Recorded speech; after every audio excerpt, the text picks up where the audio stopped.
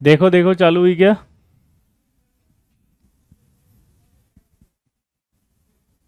भाई दिख रहा हूँ। ओ भाई, दिख गया। गुड इवनिंग, थैंक गॉड दिखाई दे गया। चलो। ओह, कहाँ तक हो गया था लल्ला अपना? जल्दी बताओ, कितना मचाया था हल्ला? हम्म। कहाँ तक हो गया था, जल्दी बताओ। दिख गए फाइनली, वाह। हम्म।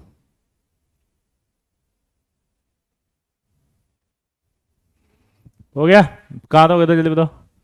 मेटेलिक कैरेक्टर समझा दिया था मैंने। आयनाइजेशन का डिफरेंस भी बता दिया होगा।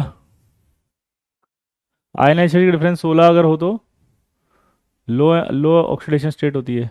और आयनाइजेशन अगर डिफरेंस 11 से कम हो तो हायर वाली होती है। ये लिखवा दिया था ना। हम्म। हाँ। अब हम बात करेंगे इलेक्ट्रॉन गेन एंथैल्पी की। इलेक्ट्रॉन गेन एंथैल्पी या इलेक्ट्रॉन एफिनिटी, किसकी बात कर रहे हैं बताओ? इलेक्ट्रॉन गेन एंथैल्पी या electron affinity.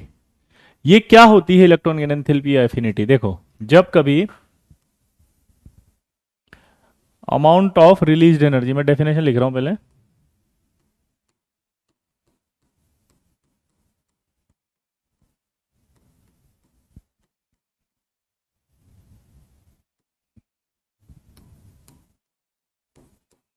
Amount of released energy when one electron is added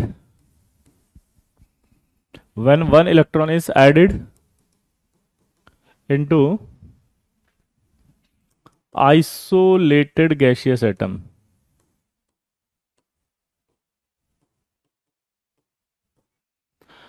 Amount of released energy when one electron is added into isolated gaseous atom. देखो, अगर ये एक एटम है, इसमें एक इलेक्ट्रॉन ऐड कर दें तो इलेक्ट्रॉन ऐड करने पर जो आपका एनर्जी आएगी रिलीज्ड, उस एनर्जी को कहा जाता है आपका इलेक्ट्रॉन गेन एंथैल्पी।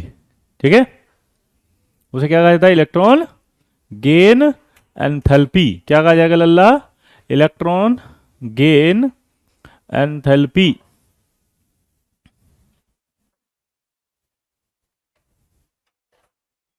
क्लियर?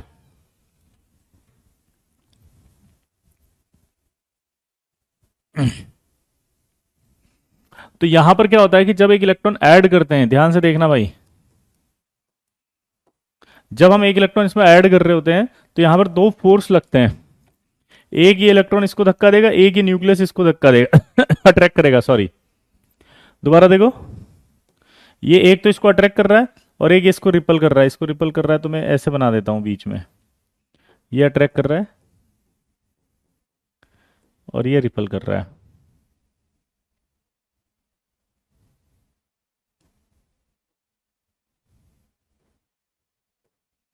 ये देखो, ये अट्रैक्ट, ये रिपल्शन हो, ठीक है, ये रिपल्शन है देखो, और ये नीचे वाला अट्रैक्ट कर रहा है। फील आ गई?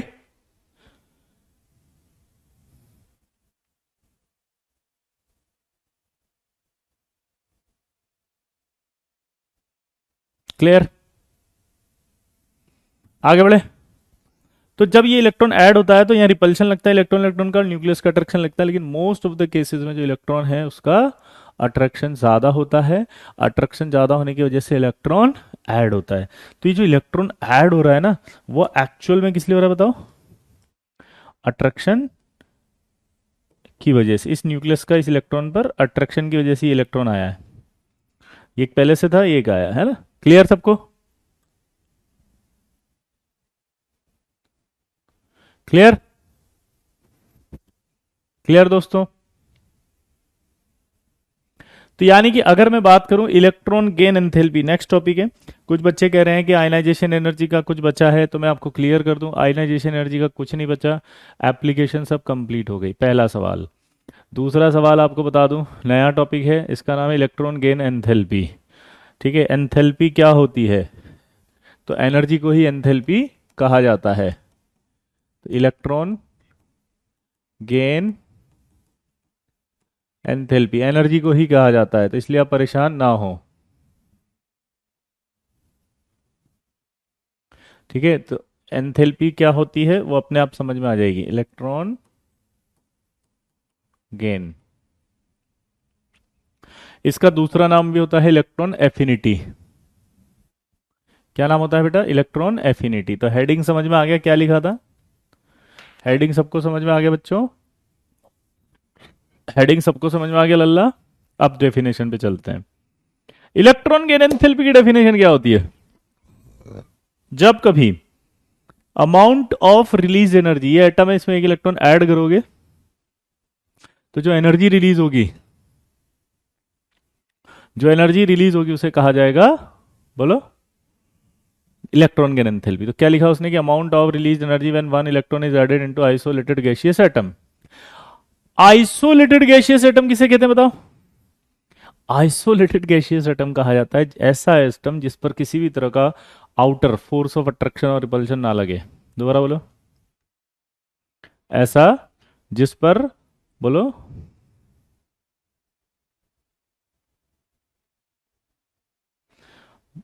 किसी भी तरह का एक्सटर्नल फोर्स ना लगे। दोबारा बोलो, ऐसा जिस पर कोई भी एक्सटर्नल फोर्स नहीं लग रहा, मतलब ऐसा एटम जिस पर कोई फोर्स नहीं लग रहा एक्सटर्नल, ठीक है, अकेला एटम, उसे आइसोलेटेड कहेंगे। तो ये एक एटम था, इलेक्ट्रॉन ऐड किया, जैसे ऐड करोगे तो नेगेटिव आएगा, नेगेटिव आएगा तो एनर्जी रिलीज होती है।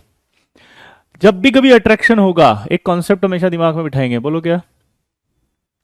जब भी कभी अट्रैक्शन होगा एनर्जी रिलीज होगी, बस। दोबारा से बोलो, जब भी कभी अट्रैक्शन होगा हमेशा एनर्जी रिलीज होगी, ये कॉन्सेप्ट है। तो यहां समझते हैं अपन। अब क्या हुआ कि जब एक एटम होता है उसमें एक इलेक्ट्रॉन ऐड करने आते हैं तो होता क्या है? जब एक एटम होता है और उसमें इलेक्ट्रॉन ऐड करने आते हैं तो इलेक्ट्रॉन इलेक्ट्रॉन एक दूसरे को रिपल करते हैं। क्या बोला जल्दी बताओ? ये इलेक्ट्रॉन एक दूसरे को धक्का देंगे, दिख रहा है? ये इलेक्ट्रॉन एक दूसरे को धक्का देंगे ऐसे, धक्का नहीं चाहता इलेक्ट्रॉन, वो निकल। लेकिन भाई मेरे, ये इसको अट्रैक्ट करेगा, ये देखो, ये अट्रैक्ट करेगा इसको अपनी ओर, न्यूक्लियस। तो मोस्ट ऑफ द केसेस में, क्या बोला? मोस्ट ऑफ द केसेस में ये इलेक्ट्रॉन जो है वो न्यूक्लियस से अट्रैक्ट होता है, इसलिए इलेक्ट्रॉन ऐड होता है अट्रैक्शन की वजह से। तो अट्रैक्शन जब होगा तो एनर्जी रिलीज होगी। ये समझ में आया नहीं आया बताओ? अट्रैक्शन होगा तो एनर्जी रिलीज होगी, इसलिए एनर्जी रिलीज हुई। इसे कहा जाएगा फर्स्ट इलेक्ट्रॉन गेन एंथैल्पी। लेकिन जब आप दूसरा इलेक्ट्रॉन, जब आप दूसरा इलेक्ट्रॉन ऐड करोगे इसके अंदर, यानी यहां जहां पहले से एक इलेक्ट्रॉन आ चुका, एक तो था ही से, एक और आ गया, अब एक इलेक्ट्रॉन और ऐड कर रहे हो, एक इलेक्ट्रॉन ऐड कर रहे हो, सोचो अब क्या होगा? ये इलेक्ट्रॉन जो है वो ज्यादा हो गया ना, अब मिलके दो इलेक्ट्रॉन रिपल करेंगे इसको। ये इसको खींच रहा है, ये धक्का दे रहा है, समझ रहे हो आप? ये अट्रैक्शन कर रहा है इसके साथ, ठीक है, और ये रिपल्शन चल रहा है, धक्का पड़ रहा है इनको। तो अब की बार इलेक्ट्रॉन बढ़ गया है, तो इस इलेक्ट्रॉन बढ़ने से रिपल्शन बढ़ गया, रिपल्शन बढ़ने से आपको इलेक्ट्रॉन को ऐड करने के लिए एनर्जी ज्यादा देनी पड़ेगी। दोबारा से समझेंगे, अब इलेक्ट्रॉन ऐड होने के लिए आपको एनर्जी ज्यादा देनी पड़ेगी, मतलब अब नहीं चाहता वो इलेक्ट्रॉन, क्योंकि रिपल्शन धक्का दे रहा है उसको कि इलेक्ट्रॉन को कह रहा है निकल, तो आपको इलेक्ट्रॉन ऐड करना है अगर, तो आपको इलेक्ट्रॉन ऐड करने के लिए एनर्जी देनी पड़ेगी। और जब आप इलेक्ट्रॉन को ऐड करने के लिए एनर्जी दोगे,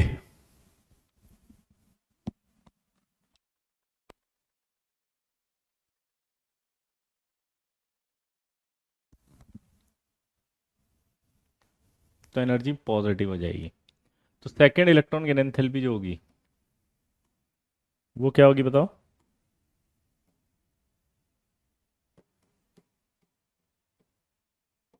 पॉजिटिव। तो सेकंड इलेक्ट्रॉन की एंथैल्पी हमेशा क्या होती है? पॉजिटिव, यानी कि जब दूसरा इलेक्ट्रॉन ऐड कर रहे हो तो पॉजिटिव, और फर्स्ट इलेक्ट्रॉन ऐड कर रहे हो तो नेगेटिव। आराम से समझेंगे। पहला इलेक्ट्रॉन ऐड करेंगे तो इलेक्ट्रॉन की एंथैल्पी पॉजिटिव, पहला इलेक्ट्रॉन अगर करेंगे तो पॉजिटिव, और अगर दूसरा इलेक्ट्रॉन करेंगे तो इलेक्ट्रॉन की एंथैल्पी पॉजिटिव। तो एक नेगेटिव एक पॉजिटिव, एक इंपॉर्टेंट नोट आया नहीं आया बताओ, कि वी कैन नॉट मीजर या वी कैन नॉट कंपेयर,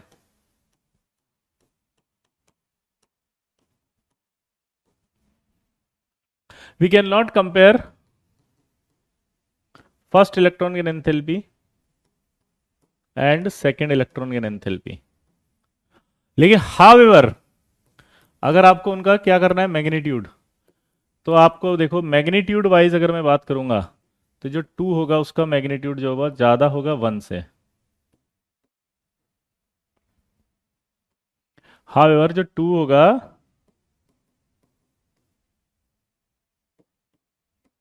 उसका मैग्नीट्यूड ज्यादा होगा 1 से। हाउएवर तो अगर मैथमेटिकली मैं आपसे एक सवाल पूछूं कि यार ये जो डेल्टा इलेक्ट्रॉन की एंथैल्पी है वो 2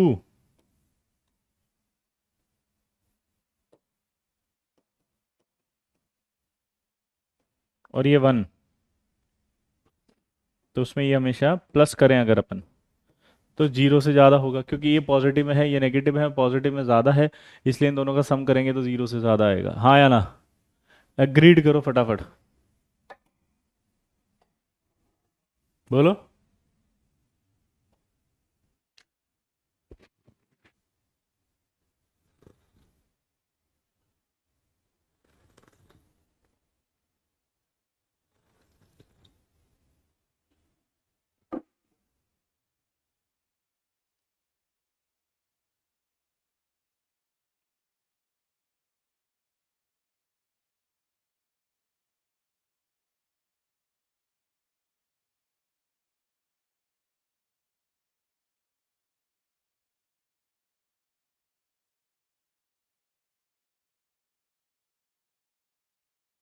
क्लियर? लिख लिया? आराम से बिल्कुल परेशान मत होना, इसको बहुत आराम से समझेंगे क्योंकि थोड़ा सा ये आयनाइजेशन एनर्जी का उल्टा है, तो इसलिए मस्ती से समझेंगे, टेंशन मतलब एक लाइन समझनी है बस आपको। क्या बोला मैंने? एक लाइन बस, उसके बाद तो सल्टा देंगे अपन, बस यहाँ तक लिख लो, इसके बाद ये एक पार्ट खत्म हो गया आज। हम्म, ये लो, जल्दी लिख लो दोनों फटाफट।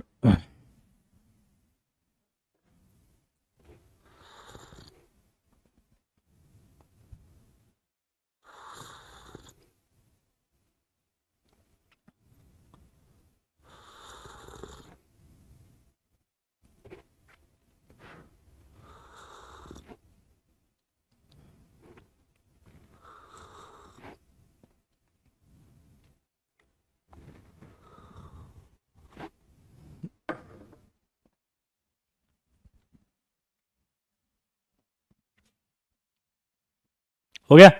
दोबारा से समझेंगे इसमें क्या हुआ, आराम से समझो, फ्रेश रिवीजन कर रहे हैं ताकि आपका कोई भी डाउट क्लियर हो जाए। आपसे पूछा उसने कि इलेक्ट्रॉन की एंथैल्पी की बात करेंगे या एफिनिटी की, ठीक है? तो ये कहा उसने कि अमाउंट ऑफ एनर्जी रिलीज्ड, जब आप इसमें एनर्जी, ये रही अमाउंट, इलेक्ट्रॉन है, ये इलेक्ट्रॉन आया, ये इलेक्ट्रॉन ऐड करेंगे इसमें तो एनर्जी रिलीज होगी एक, तो जो एनर्जी रिलीज होगी वो एनर्जी कहलाती है इलेक्ट्रॉन की एंथैल्पी। जबकि आयनाइजेशन एनर्जी क्या थी, कि इलेक्ट्रॉन को निकालने के लिए रिक्वायर्ड एनर्जी वो पॉजिटिव होती है, रिक्वायर्ड जो एनर्जी होती है वो पॉजिटिव होती है। दोबारा बोलो, इलेक्ट्रॉन निकालने के लिए जो एनर्जी चाहिए उसे कहते हैं रिक्वायर्ड एनर्जी। इलेक्ट्रॉन निकालने के लिए तो रिक्वायर्ड एनर्जी वो आयनाइजेशन एनर्जी, यहां ऐड कर रहे हैं, ऐड करने पर एनर्जी रिलीज होती है, उसे कहते हैं अपन गेन एंथैल्पी। तो दोनों में डिफरेंस समझ में आ गया? बोलो, दोनों में समझ में आ गया? दोनों में डिफरेंस समझ में आ गया? तो अब इलेक्ट्रॉन गेन एंथैल्पी क्या है बताओ, कि जब किसी आइसोलेटेड गैसियस एटम में एक इलेक्ट्रॉन ऐड करते हैं तो जो एनर्जी रिलीज होती है उसे इलेक्ट्रॉन गेन एंथैल्पी कहते हैं, और जो रिलीज एनर्जी होती है उसे नेगेटिव कहा जाता है। ये समझिए बात को, रिलीज्ड एनर्जी का साइन हमेशा नेगेटिव होगा, एब्जॉर्ब्ड एनर्जी का साइन हमेशा पॉजिटिव होगा। यहां तक क्लियर? रिलीज्ड एनर्जी जो होगी उसका साइन नेगेटिव होता है, ये एक एक्सोथर्मिक प्रोसेस होगा। अगर एनर्जी रिक्वायर्ड होती है तो एंडोथर्मिक प्रोसेस कहलाता है और पॉजिटिव साइन आता है। यहां तक क्लियर हो गया। अब आपसे कहा यार भैया क्या हुआ इसमें, तो हमने कहा यार कुछ भी नहीं हुआ, ये न्यूक्लियस था, ये इलेक्ट्रॉन था, इसमें एक इलेक्ट्रॉन और था।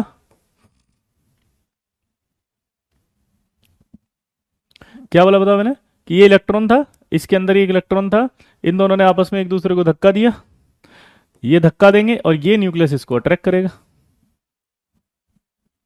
तो इस कंडीशन में ये अट्रैक्ट कर रहा है ना, तो अट्रैक्शन हो रहा है, अट्रैक्शन हो रहा है तो क्या होता है, अट्रैक्शन जब जब होगा एनर्जी रिलीज होगी। ये फंडा जिसको याद नहीं नोट करके लिख लो, जिन बच्चों को नहीं पता है प्लीज ये लिख लो कि जब अट्रैक्शन होगा तो एनर्जी रिलीज होती है और रिलीज एनर्जी का नेगेटिव होता है। तो यहां पर दो फोर्स लगे, ये इसको धक्का दे रहा है, ये इसको अपनी ओर खींच रहा है।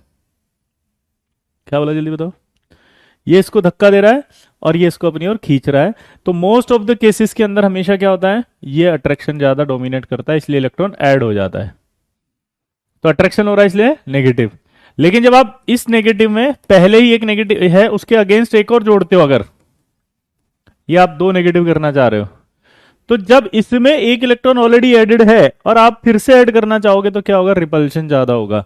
क्योंकि यहां पर आपका क्या हो गया, इलेक्ट्रॉन बढ़ गया, तो आने वाला इलेक्ट्रॉन इसको रिपल अब ज्यादा कर रहा है। ज्यादा रिपल्शन होने की वजह से ये धक्का बढ़ रहा है, रिपल्शन हो रहा है तो नहीं ये जोड़ने देगा इसको। तो जब ये नहीं जोड़ने देगा तब आपको एनर्जी देनी पड़ेगी इसको जोड़ने के लिए। आप चिल्लाओगे कि चल जुड़, तो अगर आप एनर्जी दोगे इसको तो पॉजिटिव हो जाएगी।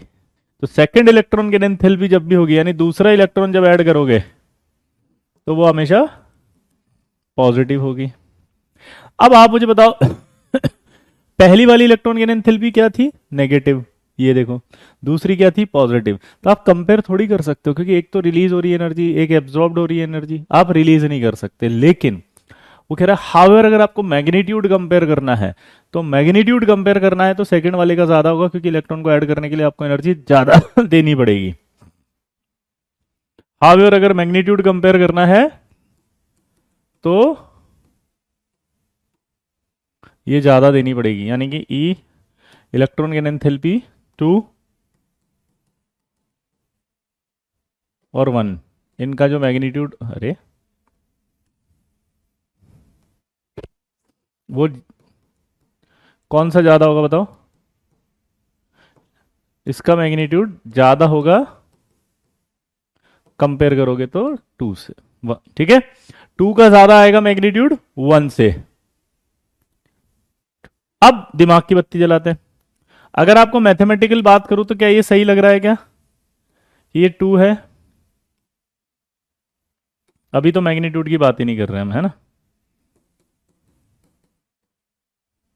ये 1, ये 0 से ज्यादा होगा, क्योंकि ये 2 है और ये 1 है, इन दोनों का ऐड कर दोगे तो ये 0 से ज्यादा होगा। क्लियर। अरे भाई ये ज्यादा है, मैथ्स के हिसाब से ये पॉजिटिव वाली ज्यादा है, नेगेटिव वाली कम है, दोनों को जोड़ा तो ओवरऑल पॉजिटिव आएगी, पॉजिटिव आ रही है तो 0 से ज्यादा होगी वैल्यू, ऑब्वियस सी बात है। तो नहीं आ रहा समझ में,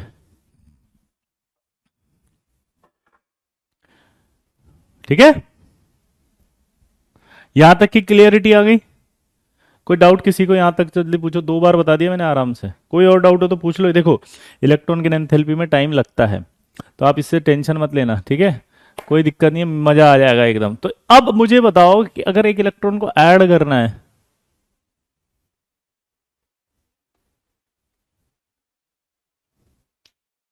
नहीं कभी दोनों इक्वल नहीं हो सकती, नहीं इक्वल नहीं होती है। 1 और 2 क्या है बताओ, अगर यहां 2 लिखा है तो इसका मतलब है इलेक्ट्रॉन की एंथैल्पी 2, यहां 1 लिखा है तो इलेक्ट्रॉन की एंथैल्पी 1। अब दोबारा समझो, ये एक इलेक्ट्रॉन इसमें ऐड होने आया, तो जब ऐड होगा तो एनर्जी रिलीज होगी, ये रिलीज एनर्जी देखनी है आपको। अब जो इलेक्ट्रॉन की एंथैल्पी का लॉजिक है वो समझना, इलेक्ट्रॉन जितना आसानी से ऐड होगा हम बोलेंगे इलेक्ट्रॉन की एंथैल्पी उतनी ज्यादा है। दोबारा बोलो, इलेक्ट्रॉन जितना आसानी से ऐड होगा एनर्जी उतनी रिलीज होगी। तो यहाँ हमें जो बोलना है वो ये बोलना है कि इसका मतलब जितनी ज़्यादा एनर्जी रिलीज हो रही है, हम बोलना है हमें कि उतनी इलेक्ट्रॉन गेन एंथैल्पी है। दोबारा बोलो, हमें क्या बोलना है? जितनी ज़्यादा एनर्जी रिलीज होगी, दोबारा बोलो, जितनी ज़्यादा एनर्जी रिलीज होगी उतना ज़्यादा आपको बोलना है इलेक्ट्रॉन गेन एंथैल्पी है। That's it.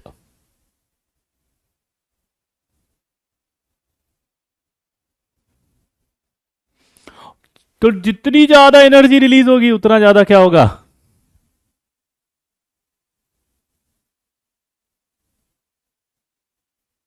जितनी ज्यादा एनर्जी रिलीज होगी उतना ज्यादा इलेक्ट्रॉन गेन एंथैल्पी होगी। बस ये कॉन्सेप्ट आपको दिमाग में रखना है। तो मैथमेटिकली एक चीज याद रखना, जितनी ज्यादा एनर्जी रिलीज होगी वो नेगेटिव में ही होगी। तो मैथ्स नहीं लगानी कि नेगेटिव में ज्यादा है तो कम है। आपको दिमाग में सिर्फ एक चीज सोचनी है, जितना आसानी से इलेक्ट्रॉन ऐड होगा उतनी ज्यादा एनर्जी रिलीज होगी। और जितनी ज्यादा एनर्जी रिलीज होगी, जितनी ज्यादा एनर्जी रिलीज होगी,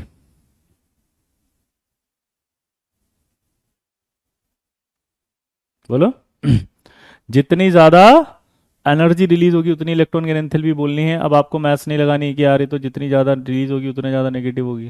ठीक है, फंडा क्लियर है? अब फैक्टर्स की बात कर लेते हैं। तो आप दिमाग की लगाओ बत्ती। Factors affecting electron gain enthalpy. पहला,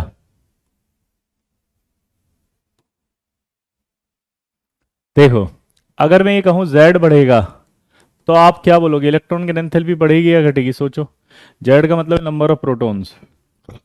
नंबर ऑफ प्रोटॉन्स बढ़ेंगे तो अट्रैक्शन बढ़ेगा नहीं बढ़ेगा? नंबर ऑफ प्रोटॉन्स बढ़ेंगे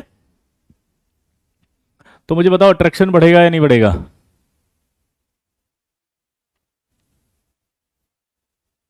नंबर ऑफ प्रोटॉन्स बढ़ेंगे तो अट्रैक्शन बढ़ेगा। अट्रैक्शन बढ़ेगा तो इलेक्ट्रॉन को आसानी से खींचेगा, तो इलेक्ट्रॉन की एंथैल्पी तो बढ़ेगी। बढ़ेगी नहीं बढ़ेगी? दूसरा बताओ, जेड इफेक्ट बढ़ेगा तो इलेक्ट्रॉन की एंथैल्पी बढ़ेगी या नहीं बढ़ेगी? तो बढ़ेगी। जेड इफेक्टिव बढ़ेगा तो इलेक्ट्रॉन की एंथैल्पी भी बढ़ेगी। हमेशा कंपैरिजन जब भी करेंगे तो कौन सी करते हैं? मैंने आयनाइजेशन एनर्जी में बताया था, फर्स्ट ही होती है। जब तक सेकंड नहीं बोलते कि सेकंड को नहीं सोचते हैं, हमेशा फर्स्ट सोचते हैं। समझ गए? तो अगर ये डाउट आए कि सर कौन सी एंथैल्पी करेंगे, सर वन करूंगा कि टू करूंगा, सर मुझे कैसे पता चलेगा सर? वन ही करते हैं नमूने। अब तक तुझे पता नहीं चला तो तुझे कभी पता नहीं चलेगा। और तू पता करने क्या आया है फिर यहाँ पे? ठीक है, अब ये समझाने के बाद कुछ के नमूनों के क्या डाउट आएंगे, तो थर्ड का क्या होगा, फोर्थ का क्या होगा? छोड़ दो, फर्स्ट और सेकंड की बात होगी। थर्ड फोर्थ की गेन एंथैल्पी नहीं होती, क्योंकि अगर सेकंड पॉजिटिव है नमूनों तो थर्ड तो ऑब्वियसली पॉजिटिव होगी। जब दो एक इलेक्ट्रॉन ऐड करने में एनर्जी देनी पड़ती है तो दो इलेक्ट्रॉन ऐड करने में तो ज्यादा एनर्जी देनी पड़ेगी ना। कुछ लोगों को क्या प्रॉब्लम है? डाउट पूछना है बस, क्योंकि they want to express yourself as an intelligent student. जबकि उन्हें ये नहीं पता होता कि ये बोल के वही साबित कर देते कि यू आर टोटली डफर, क्योंकि तुमने कॉमन सेंस ही नहीं लगाया कि हो क्या रहा है। ठीक है, आगे बढ़े। चुप रहे। वो पीछे से गाना गा रहा है, लो मैं आ गया, सुनो मैं आ गया, लो मैं आ गया। मैंने भगाया उसको, मैंने कहा चल निकल। पॉजिटिव वाले में न्यूक्लियस अट्रैक्ट नहीं करेगा क्या? राकेश जी यही तो समझाया, न्यूक्लियस अट्रैक्ट नहीं कर पा रहा क्योंकि इलेक्ट्रॉन ऐड होने के बाद नेगेटिव बढ़ गया ज्यादा। ये राकेश तो अभी भी उसी दुनिया से जी रहा है। जब एक इलेक्ट्रॉन ऐड हो गया तो नेगेटिव आ गया, नेगेटिव आने से इस इलेक्ट्रॉन को ये धारा धक्का दे रहा है तो न्यूक्लियस अट्रैक्ट नहीं कर पा रहा। इसीलिए तो हमें ऐड करने के लिए एनर्जी देनी पड़ रही है उसको। राकेश जी कैसन बा? ठीक बा? आगे बढ़े। तो अब तीसरा बताना अब इसमें कि अगर n बढ़ जाए, n क्या होता है यहाँ पे? शेल। तो इलेक्ट्रॉन की एंथैल्पी क्या होगी? शेल का मतलब मैं समझाता हूं। जैसे एक छोटा साइज है इसका ये, और मैंने इसको बड़ा साइज कर दिया ये न्यूक्लियस को अट्रैक्ट कर रहा है और ये दूर हो गया, साइज बढ़ गया, तो कम अट्रैक्ट करेगा, तो आने वाले इलेक्ट्रॉन को भी कम अट्रैक्ट करेगा। अब अट्रैक्ट करेगा तो क्या होगा, गेन एंथैल्पी तो कम ही आएगी। चौथा बताओ, सिग्मा अगर बढ़े तो। सिग्मा मैंने आपको एक्सप्लेन किया था, याद हो तो। सिग्मा होता है अंदर वाला इलेक्ट्रॉन इस बाहर वाले इलेक्ट्रॉन को धक्का देता है। अंदर वाला इलेक्ट्रॉन जो होगा वो इसको धक्का देगा तो न्यूक्लियस का अट्रैक्शन कम होने लगेगा। तो अगर न्यूक्लियस का अट्रैक्शन ही कम हो जाएगा तो आने वाले इलेक्ट्रॉन को कम अट्रैक्ट कर रहा है। अगर वो कम अट्रैक्ट कर रहा है तो क्या होगा, डेल इलेक्ट्रॉन की एंथैल्पी कम होगा। समझ गए? तो आपको इलेक्ट्रॉन की एंथैल्पी कैसे बोलनी, आई होप आप समझ गए होंगे, नोट करो इसको। चलो,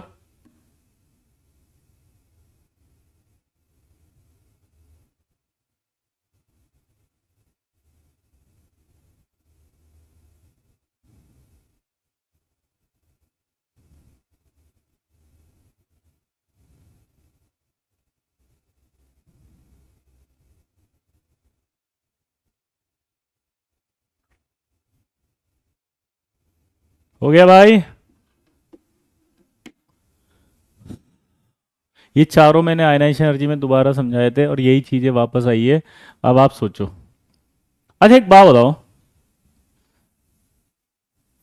कि अगर मान लो कोई स्टेबल कॉन्फ़िगरेशन है, सोच के बताओ। मान लो कि कोई स्टेबल कॉन्फ़िगरेशन है दोबारा बोलो। सोचो सोचो सोचो। स्टेबल कॉन्फ़िगरेशन है किसी का, बढ़िया खुश है वो, आप एक इलेक्ट्रॉन ऐड करोगे तो वो जोड़ने देगा या मना करेगा, सोचो। बस इतना सा बता दो। किसी का स्टेबल कॉन्फ़िगरेशन है, आप गए इलेक्ट्रॉन ऐड करने, वो इलेक्ट्रॉन ऐड करने देगा या नहीं करने देगा, सोच के बताओ। चलो। हम्म, बोलो मना करेगा। तो अगर आप ऐड कर दो तो क्या हुआ, मतलब मना ही तो कर रहा है वो।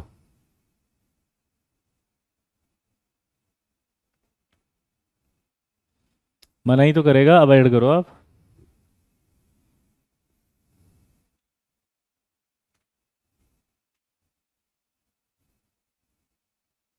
तो ऐड करोगे तो एनर्जी देनी पड़ेगी, तो इसका मतलब उसकी इलेक्ट्रॉन की एंथैल्पी क्या हो जाएगी, पॉजिटिव। ठीक है। तो यानी कि जो नाइट्रोजन होता है ना, उसका जब कॉन्फ़िगरेशन आप देखो तो आप कॉन्फ़िगरेशन देख के शॉक्ड हो जाओगे।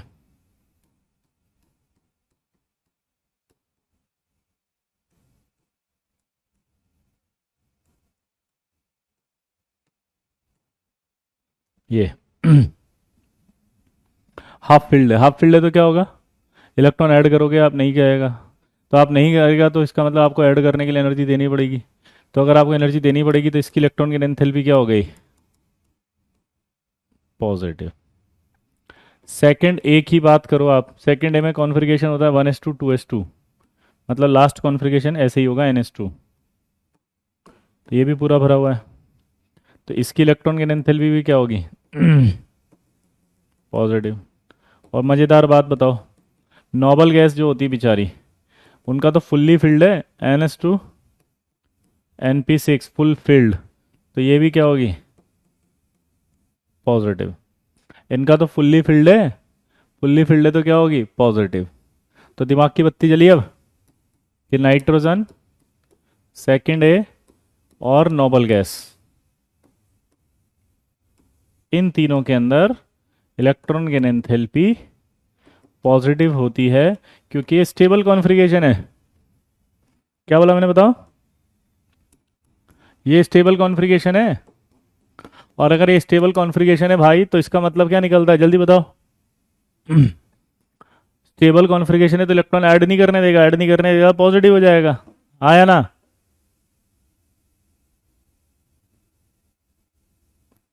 ऐड नहीं करने देगा तो पॉजिटिव हो जाएगा, हाँ या ना।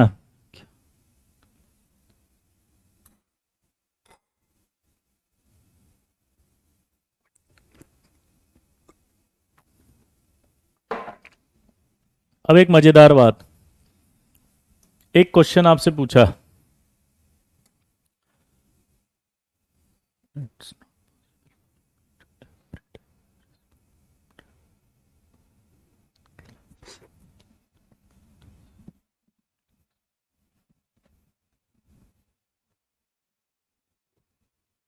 कि जो नाइट्रोजन होता है ना 15th ग्रुप में, उसकी इलेक्ट्रॉन गेन एंथैल्पी तो पॉजिटिव होती है।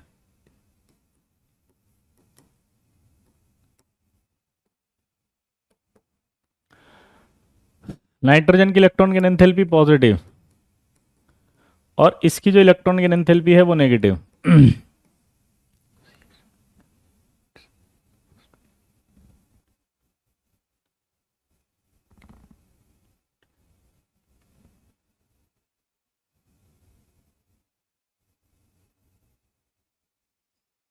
बाकी इन सब की पॉजिटिव होती है, इसकी नेगेटिव होती है। इसका रीजन आपसे पूछेगा तो बोलोगे आप due to absence of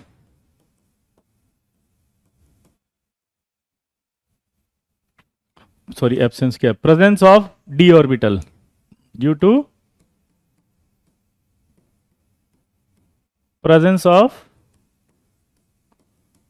d orbital. तो यानी कि ये एक इंपॉर्टेंट पॉइंट हो गया आपके लिए।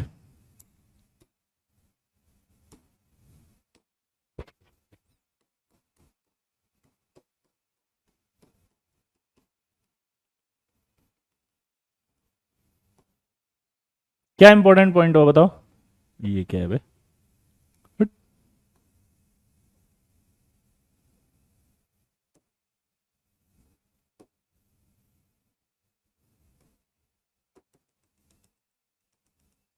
कि फास्फोरस एंटीमनी बिस्मथ का इलेक्ट्रॉन गेन एंथैल्पी नेगेटिव होगा और नाइट्रोजन का पॉजिटिव होगा, क्योंकि इनके पास जो है वो क्या है, वैकेंट ऑर्बिटल्स हैं, डी ऑर्बिटल खाली है।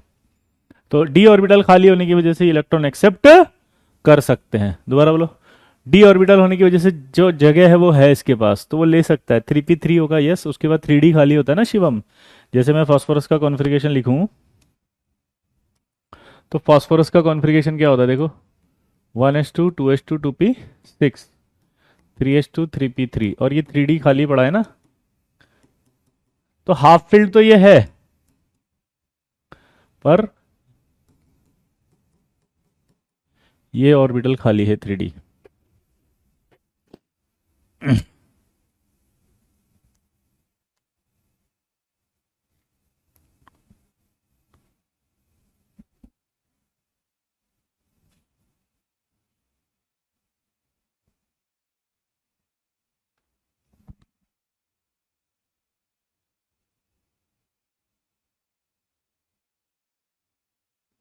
क्लियर दोस्तों? अब इसको ऐसे समझो, अगर आपको समझ में आए तो देखो, यहां पर नाइट्रोजन जो केस है उसमें देखो आप ध्यान से, 2s2 है 2p3 है, अब कोई जगह नहीं है। फास्फोरस की केस को समझना, 2s2 है 2p6 है 3s2 है 3p3 है,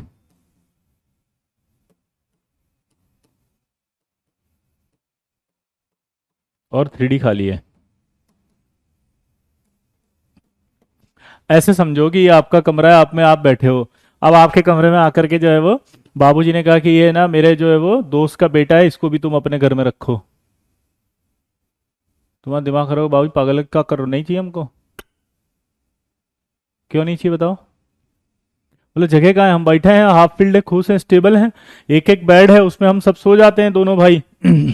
आप अब तीसरा दोस्त को ला के बिठा दी, कहाँ बैठेगा हमारे बेड पे, हम कंजेस्टेड हो जाएगा, एकदम लुढ़क जाएगा। पॉइंट को समझो।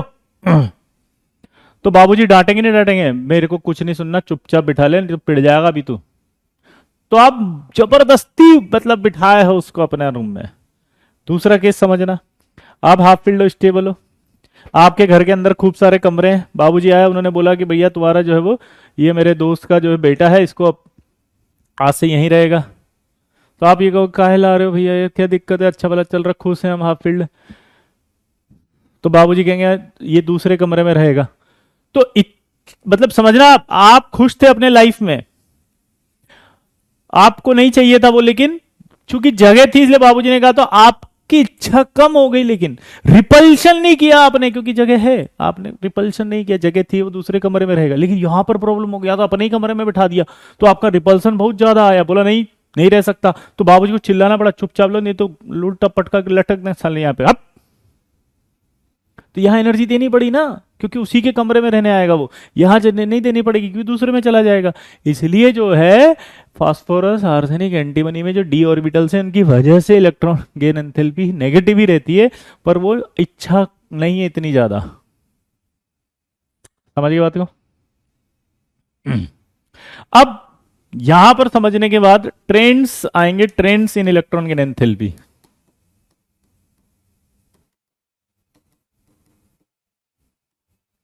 इलेक्ट्रॉन गेन एंथैल्पी की बात करें तो लेफ्ट से राइट अगर जाएं तो बताओ जेड इफेक्टिव बढ़ेगा नहीं बढ़ेगा? बोलो। लेफ्ट से राइट जाएंगे तो इफेक्टिव न्यूक्लियर चार्ज बढ़ेगा नहीं बढ़ेगा?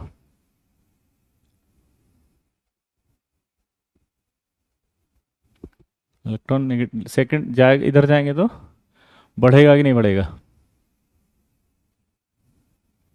सेकंड ए वाला एक्सप्लेन कर दीजिए। ओ लल्ला, सेकंड ए में जो तू सोच रहा है ना वही चीज है यहाँ पे भी। देखो ये सेकंड ए है, जैसे मान लीजिए बेरिलियम की बात करें, भाई ये भर गया ना, 2p इसका अगला सबशेल होएगा। ये फुल्ली फिल्ड भरा हुआ है आराम से एस में, एस में न्यूक्लियस का अट्रैक्शन खूब ज्यादा लगता है, तो अगर आप यहां डालोगे तो ये अगला हो गया ना इसके साथ सबशेल। तो क्या हुआ, एस में इलेक्ट्रॉन था, एस में इलेक्ट्रॉन पर न्यूक्लियस का अट्रैक्शन बहुत ज्यादा होता है, ठीक है। तो यहां से आपने इसके इतने स्टेबल कॉन्फ़िगरेशन को क्या कर दिया, एक इलेक्ट्रॉन डाल के, बोलो, पार्शियल फील्ड कर दिया, एक इलेक्ट्रॉन पी आ गया, वो घूम रहा है, तो क्यों लेगा अगर वो एस में पूरी तरह से स्टेबल है तो? इसलिए पॉजिटिव हो जाता है, मना करता है, क्योंकि वो पी में डालना पड़ेगा उसके, पी में, तो वो मना कर देता है ऐसे, क्योंकि एस पर न्यूक्लियस का अट्रैक्शन ज्यादा है। तो एस पर इलेक्ट्रॉन ज्यादा, अट्रैक्शन ज्यादा, स्टेबिलिटी ज्यादा, आप इलेक्ट्रॉन ऐड करोगे पी में, पी में जाते ही वो अनस्टेबल हो जाएगा, इसलिए वो नहीं चाहता लेना, ठीक है। अगला देखो, ट्रेंड्स की बात करो वापस, मैंने जो बोला लेफ्ट से राइट जाएंगे तो जेड इफेक्टिव बढ़ेगा नहीं बढ़ेगा? लेफ्ट टू राइट जब भी लिखते हैं समझ जाया करो, इन पीरियोडिक टेबल, तो लेफ्ट से राइट अगर इन पीरियोडिक टेबल जाएंगे तो जेड इफेक्टिव बढ़ेगा। तो जेड इफेक्ट जब बढ़ता है तो इलेक्ट्रॉन गेन एंथैल्पी भी बढ़ेगी। अब इसी बेस पे उसने क्वेश्चन पूछा है, बोरोन, कार्बन, नाइट्रोजन, ऑक्सीजन, आपको बताना order of electron gain enthalpy.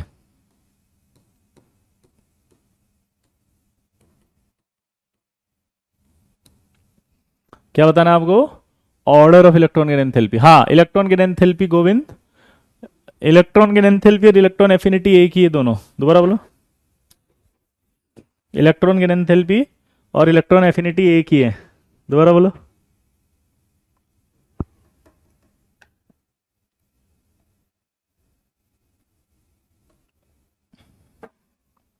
जल्दी जल्दी ट्राई करो।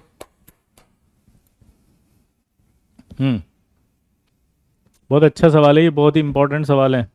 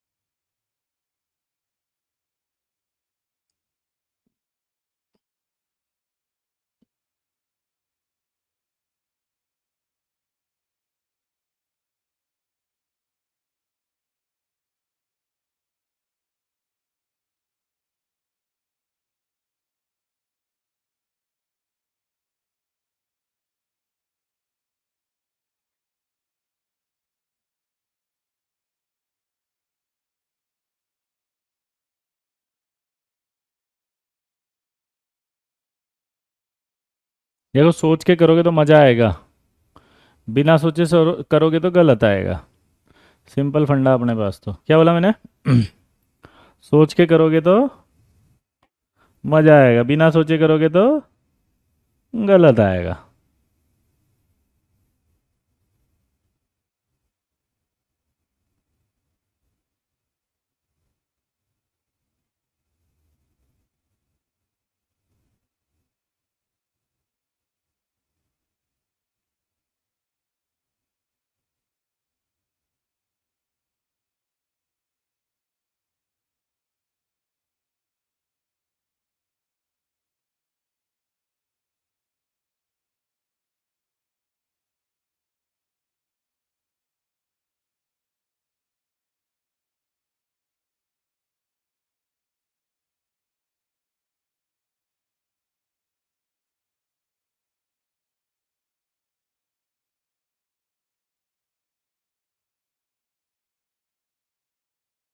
बोलो। देखो मैं बताता हूँ मजेदार चीज, पूछो क्या। अब यहां पर आपको समझने की जरूरत थी, इनमें से किसका इलेक्ट्रॉन की एंथैल्पी पॉजिटिव है, सोचो किसका पॉजिटिव है। इन चारों में इलेक्ट्रॉन की एंथैल्पी किसकी पॉजिटिव है, जल्दी बताओ। इन चारों में बोलो, इलेक्ट्रॉन की एंथैल्पी किसकी पॉजिटिव है।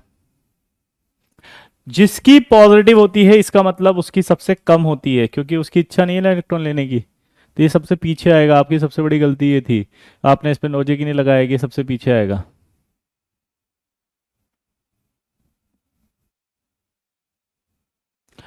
अब ये तो पीछे आ गया। अब जेड इफेक्टिव से देख लो, जेड इफेक्टिव में कौन आएगा अब आगे, बोरोन, फिर कार्बन और फिर ऑक्सीजन। ये आएगा ऑर्डर। आप लोगों ने दिमाग ही नहीं किया, ऊपर लिखा हुआ जेड इफेक्ट बढ़ेगा तो गेन एंथैल्पी बढ़ेगी, लेकिन नाइट्रोजन जो था वो पीछे आएगा सबसे, क्योंकि वो पॉजिटिव होता है। नाइट्रोजन पॉजिटिव है, इसका मतलब इलेक्ट्रॉन ऐड नहीं करना चाहता ना। ये क्या पढ़ा फिर आपने, ये क्या पढ़ाया मैंने अभी।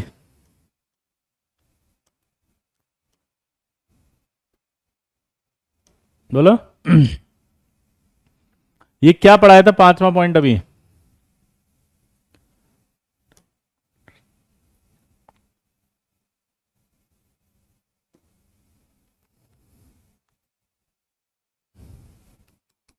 ये क्या पढ़ाया था भाई, बोलो। तो नाइट्रोजन के अंदर अभी क्या पढ़ा था अपन ने, ये कि पॉजिटिव होती है, ये क्या पढ़ा था।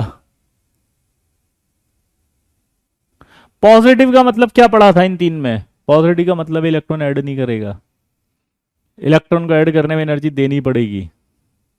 तो जिसमें एनर्जी देनी पड़ रही है वो तो इसका मतलब सबसे कम इलेक्ट्रॉन की एंथैल्पी है। मैंने फिर से कहा था, पॉजिटिव के साइन से नहीं देखना आपको, एक लॉजिक दिमाग में बिठाओ। इलेक्ट्रॉन ऐड करोगे, एनर्जी रिलीज होगी। तो एनर्जी अगर रिलीज हो रही है तो स्टेबिलिटी बढ़, मतलब एनर्जी रिलीज होने का मतलब गेन एंथैल्पी ज्यादा है। और जिसके अंदर आपसे ये कह रहा है कि इलेक्ट्रॉन ऐड करने पर पॉजिटिव आ रही है वो सबसे कम है। पॉजिटिव जिसके लिए आएगी उसकी इलेक्ट्रॉन एंथैल्पी सबसे कम बोलनी है, नेगेटिव जिसके लिए आएगी वो सबसे ज्यादा होगी। तो आप मैथ्स नहीं लगाएंगे, नेगेटिव ज्यादा है तो कम होता है नेगेटिव में। आप मैथ्स नहीं लगाएंगे कि नेगेटिव अगर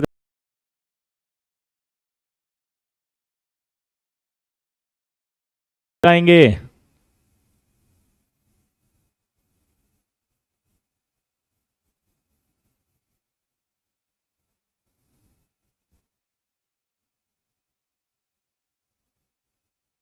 ठीक है, इनकी पॉजिटिव होती है, इसका मतलब इनमें इलेक्ट्रॉन ऐड नहीं होना चाहता, सिंपल फंडा, इलेक्ट्रॉन ऐड नहीं होना चाहता तो गेन एंथैल्पी कम है। इलेक्ट्रॉन ऐड नहीं होना चाह रहा, इसका मतलब क्या है, गेन एंथैल्पी कम। अगर इलेक्ट्रॉन आसानी से ऐड हो रहा है तो गेन एंथैल्पी ज्यादा। तो जितना आसानी से ऐड होगा उतनी एनर्जी रिलीज होगी, क्योंकि उसके ऐड होने पे तो एनर्जी रिलीज होती है। बस यही फंडा लगाना है। एक लिख रहा है कि बस नाइट्रोजन की पॉजिटिव पूर्वी, काश कि आपका नाम जो है पर्व होता। पूर्वी यहाँ तीन की पॉजिटिव बोली है ना, देखो नाइट्रोजन की, सेकंड ए की और नोबल गैस की, तीनों की प्लस है। क्या बोला बेटा, पूर्वी तीनों की प्लस है बाकी। और नाइट्रोजन फैमिली में सिर्फ नाइट्रोजन की है, बाकी देखो ना, बाकी सबकी अपन ने फास्फोरस, एंटीमनी, इनकी नेगेटिव बताइए कि, है ना, इनकी नेगेटिव बताइए। दूसरा सवाल करेंगे, आप देखें इस बार कौन सही करता है, कौन है वो जिसमें है दम, और हमारा बाजीराव सिंघम। चलो बताना। अब की बार उसने दे दिया एल्यूमिनियम, सिलिकॉन, फास्फोरस और सल्फर, और पूछ रहा है कि order of electron gain enthalpy.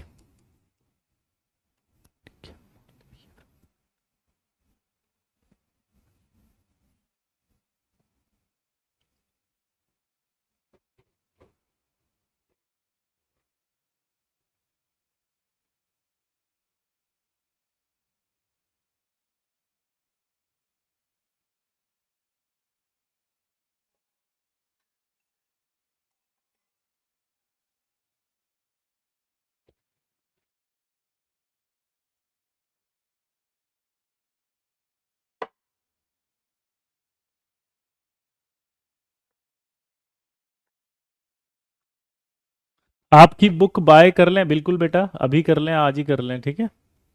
How to remember same order आएगा, ये गलत हो गया बस यहीं पे, सेम नहीं है ऑर्डर, यही आईटी है। अब इसका आंसर देखो, सेम नहीं है, सेम नहीं है। इसका जो आंसर आएगा बड़ा मजेदार आएगा, इसमें आंसर आएगा एल्यूमिनियम, फिर आएगा पीछे फास्फोरस, फिर सिलिकॉन और फिर सल्फर। ये अगर आप सीख गए दोनों क्वेश्चन, तो आपको इलेक्ट्रॉन गिन एंथैल्पी पे कोई नहीं हरा सकता। फास्फोरस कैसे ज्यादा आ गया सबसे, दीक्षा? फास्फोरस ज्यादा नहीं आ सकता, आराम से समझेंगे, परेशान मत हो ज्यादा। आप एक बार ध्यान से ना, क्या बोला? दुखी मत होना, सब समझ में आ जाता अपने आप ही। वो क्या, अभी आपका विकसित नहीं है ना मस्तिष्क, तो आपको ऐसा लगता है क्या हो रहा है ये, कब थोड़ी दिन में, जब एक दो दिन में ठंडा पड़ के पढ़ते हो तो अपने आप फीलिंग आ जाती है। तो अगर कभी ऐसा हो ना कि आपको दिक्कत हो रही हो, तो परेशान मत होना, आराम से एक दो दिन ठंडा करके दोबारा पढ़ोगे तो सब क्लियर हो जाएगा, है ना? तो बहुत इजी गोइंग चलें। यहां पर आप देख के बताओ मुझे, फास्फोरस की इलेक्ट्रॉन गेन एंथैल्पी क्या होती है? नेगेटिव या पॉजिटिव, बस ये बता दो, बोलो। फास्फोरस की इलेक्ट्रॉन गेन एंथैल्पी नेगेटिव होती है या पॉजिटिव होती है, ये बता दो बस, बोलो, जल्दी बोलो।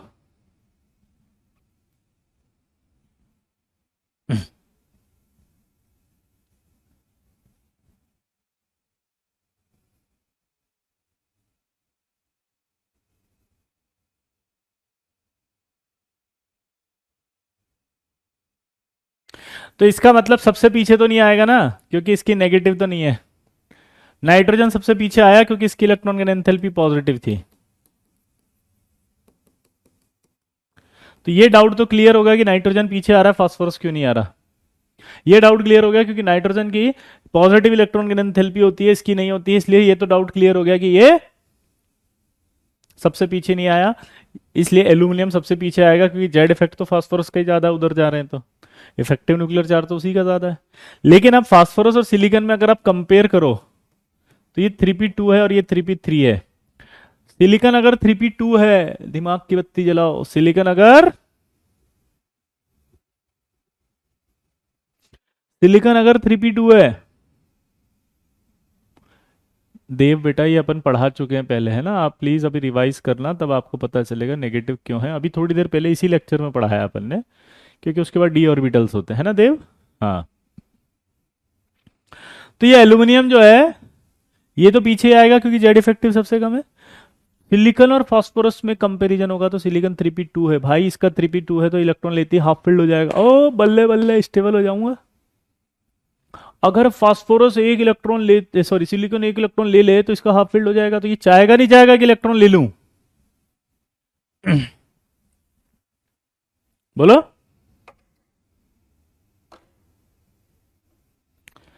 हाँ या ना?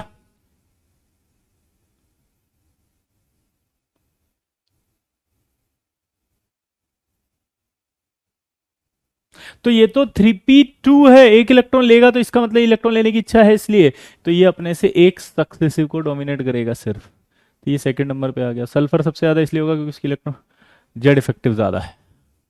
सबसे ज्यादा होगा कि वो जेड इफेक्टिव ज्यादा है। सबसे इफेक्टिव होगा कि जेड इफेक्टिव ज्यादा है। सबसे इफेक्टिव होगा कि वो जेड इफेक्टिव ज्यादा है।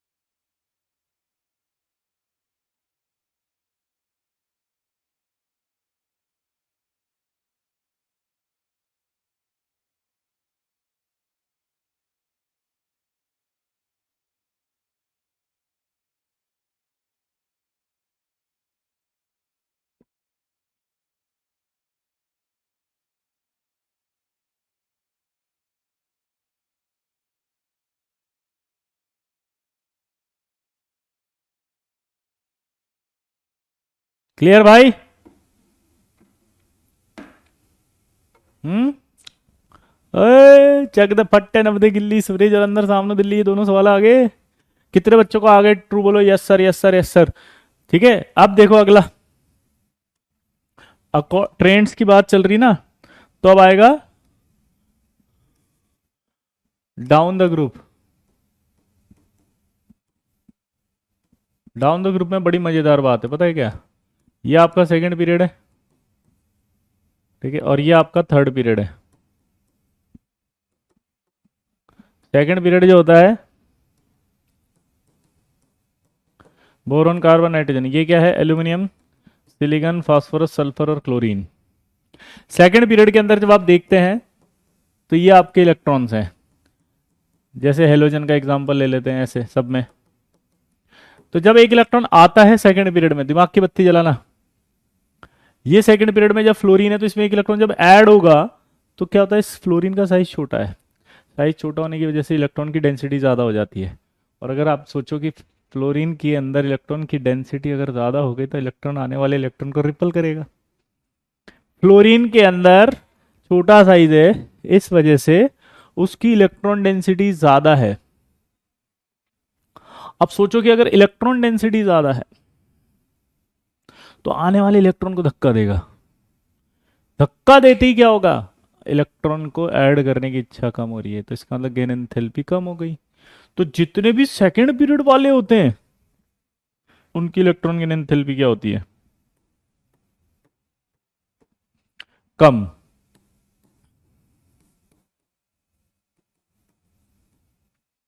सेकंड पीरियड और थर्ड पीरियड में, थर्ड पीरियड की इलेक्ट्रॉन गेन एंथैल्पी ज्यादा होती है। तो यानी कि फ्लोरीन और क्लोरीन में अगर कंपेयर करें, एक क्वेश्चन बहुत फेमस है, order of electron gain enthalpy, fluorine, chlorine, bromine और आयोडीन, बताओ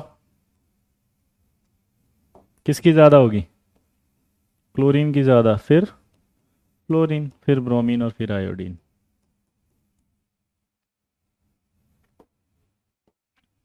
ये बहुत इंपॉर्टेंट बात है। क्लियर? और रीजन इसका क्या बोलोगे बताओ वापस से? कि सेकंड पीरियड वालों में साइज जो होता है वो थर्ड पीरियड वालों की तुलना में छोटा होता है। सेकंड पीरियड वालों में जो साइज है वो थर्ड पीरियड वालों की तुलना में कम होता है। सेकंड पीरियड वालों में जो साइज है वो थर्ड पीरियड वालों की तुलना में कम होता है। इसलिए जब सेकंड पीरियड में इलेक्ट्रॉन आता है तो सेकंड पीरियड वालों की इलेक्ट्रॉन डेंसिटी जो होती है वो रिपल करती है आने वाले इलेक्ट्रॉन को। रिपल करने की वजह से इलेक्ट्रॉन ऐड करने में इच्छा कम हो जाती है।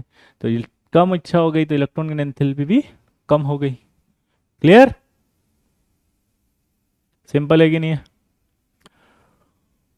पक्का नवीन? ये नहीं हो सकता बेटा, क्योंकि इलेक्ट्रॉन को ऐड करना नहीं होती इलेक्ट्रोनेगेटिविटी। इलेक्ट्रॉन को ऐड करना नहीं है, बल्कि बॉन्डेड इलेक्ट्रॉन को अपनी ओर खींचना होती है, तो वो अलग प्रॉपर्टी है, मिक्स मत करो।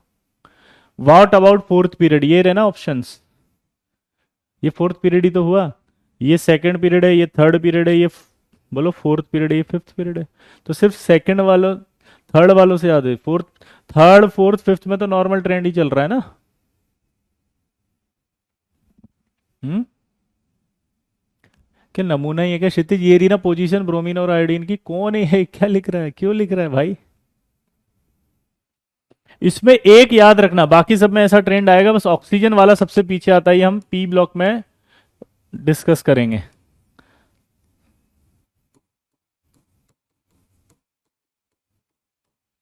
ऑक्सीजन सेकंड पीरियड का है, order of electron gain enthalpy का है, ये बहुत इंपॉर्टेंट ऑर्डर है, ऑक्सीजन सबसे पीछे आ जाएगा। ये अभी याद रख लेना, आप है ना, पूछेगा नहीं बट फिर भी एक बार के लिए याद रख लो। पूछेगा नहीं फिर भी एक बार के लिए याद रख लो। ठीक है?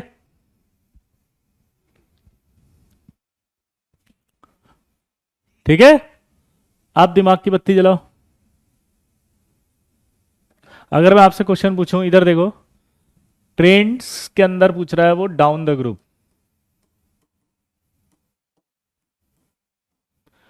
ये आपका आ गया बोरोन,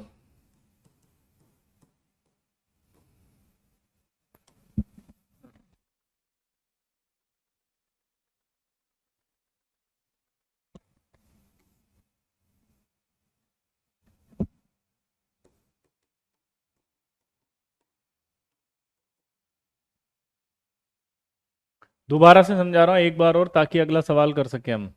जिसको जो रह गया वो एक बार और समझ लो। ये आपके इलेक्ट्रॉन्स की पोजीशन है, 2 2 4 2 6 और 1 7। छोटा साइज है कि नहीं है बस ये बता दो। क्लोरीन का साइज छोटा है, क्लोरीन का बड़ा है। तो जब इलेक्ट्रॉन ऐड करने आते हैं तो जो छोटा साइज होने की वजह से इलेक्ट्रॉन धक्का देते हैं, जिसकी वजह से इलेक्ट्रॉन आसानी से ऐड नहीं होता। धक्का देंगे जिससे कि इलेक्ट्रॉन आसानी से ऐड नहीं होता। तो जब आसानी से ऐड नहीं हो रहा है ना, तो उसका मतलब गेन एंथैल्पी कम है। बस इतनी सी बात थी। तो सेकंड वालों की जो है वो इलेक्ट्रॉन डेंसिटी ज़्यादा होती है थर्ड पीरियड वालों से, इसलिए इलेक्ट्रॉन ऐड नहीं होता, इसलिए थर्ड पीरियड वालों की ज़्यादा होती है। तो थर्ड पीरियड वालों की सेकंड से ज़्यादा होती है। बाकी तो फिर वही ट्रेंड चलेगा ना, कि नीचे आने पर साइज क्या होता है, बढ़ता है। जेड इफेक्टिव घटता है। नीचे आने का फंडा याद रखना, नीचे आने पर साइज बढ़ जाता है। तो जेड इफेक्टिव घट जाता है, तो इलेक्ट्रॉन की एंथैल्पी तो क्या होगी, कम। तो बाकी में ट्रेंड वही चल रहा है ब्रोमीन और आयोडीन में, आयोडीन की सबसे कम। क्लियर दोस्तों? मैंने एक बार और समझा दिया। और ये अभी तो ये तो याद करने के लिए कहा है अभी।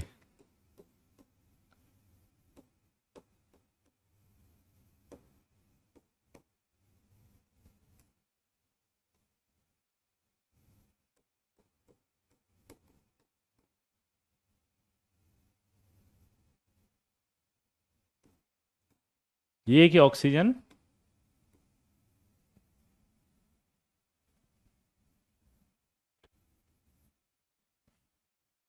यही लास्ट स्लाइड थी, ये रही ना लास्ट स्लाइड। क्या बतानी लास्ट स्लाइड, कौन है ये नमूना? हम्म? कुमकुम, सॉरी बेटा कुमकुम। सॉरी सॉरी सॉरी, है ना कुमकुम? और कोई डाउट कुमकुम?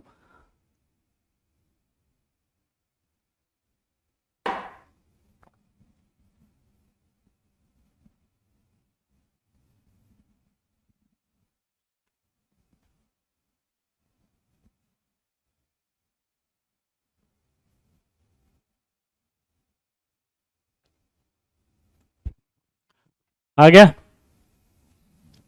विशाल सर का जलवा है और ये टॉपिक हलवा है। गजब।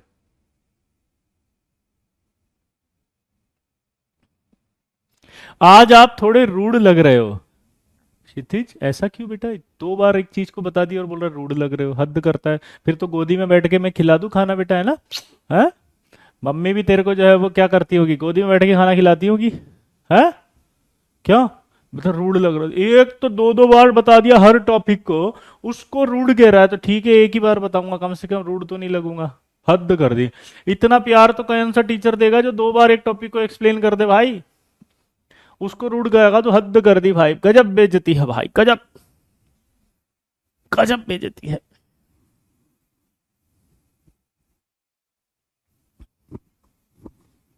आपको मालूम है जेई एडवांस का आपने देखा क्या हलवा आया एकदम पेपर? बच्चे क्लास में लिख रहे थे, सर ने जो पढ़ाया वैसा का वैसा आया। टिप्स पे कोऑर्डिनेशन का जो सवाल आपने बोला वही आ गया। सारे सवाल एकदम कॉपी के थे। सारा फोड़ के रख दिया आपने। आपने देखा, पूछा? हाँ सर। आप रूड नहीं, आप क्यूट। अरे वाह, थैंक यू।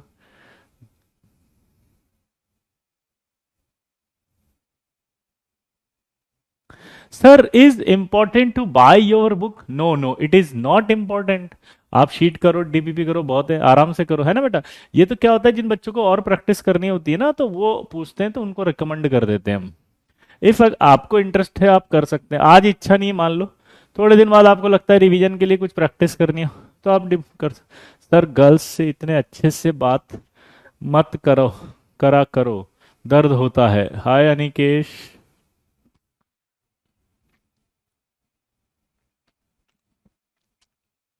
मैंने तो कभी गर्ल से अच्छे से बात ही नहीं करी यार। कहाँ, मैं तो बात ही नहीं करता हूँ वैसे भी, किसी से ही नहीं करता, चाहे बॉयज हो चाहे गर्ल्स हो।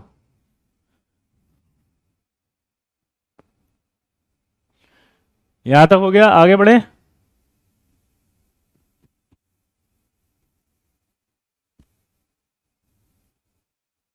हम्म। अब छोटे छोटे सवाल आएंगे, एक कॉन्सेप्ट बताता हूँ, ध्यान सुनना। जैसे मान लीजिए ये एफ है, इसमें अगर एक इलेक्ट्रॉन ऐड कर दूं तो ये एफ माइनस बनेगा। एफ माइनस को हम क्या बोल सकते हैं, electron gain enthalpy of F. लेकिन अगर मैं इस F माइनस में से एक इलेक्ट्रॉन निकाल दूं और F आ जाए, तो इसे क्या बोल सकते हैं हम? सॉरी, इलेक्ट्रॉन निकाल रहे हैं हम, तो बोल सकते हैं ionization energy of F minus. दिमाग की बत्ती जला के बोलना अब आप मुझे फटाफट। हम्म। भाई इसमें एक इलेक्ट्रॉन ऐड कर रहे हो आप, F माइनस बन रहा है। जब एक इलेक्ट्रॉन ऐड करते हैं तो उसे तो इलेक्ट्रॉन की एंथैल्पी ऑफ F कहेंगे। और F माइनस में से एक इलेक्ट्रॉन निकाल रहे हो आप। अगर इलेक्ट्रॉन निकाल रहे हो तो इसका मतलब क्या कहोगे उसको? आयनाइज एनर्जी ऑफ, क्या बोलोगे उसको? Ionize energy of F minus. बोलो, ionize energy of F minus. अब मेरा एक सवाल है, देख के बताना, अब मैं नहीं बताऊंगा इसको, कि electron gain enthalpy of F बराबर क्या ionization energy of F minus, ये मैग्नीट्यूड सेम होगा क्या? बताओ, बताओ जल्दी बताओ। Electron gain enthalpy of F बराबर ionization energy of F minus.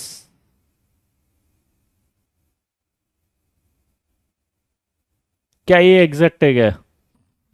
Feel low, हाँ जरूरी है, क्योंकि ये एक इलेक्ट्रॉन ऐड किया था F में, तो F माइनस बना और ये एनर्जी बाहर निकली।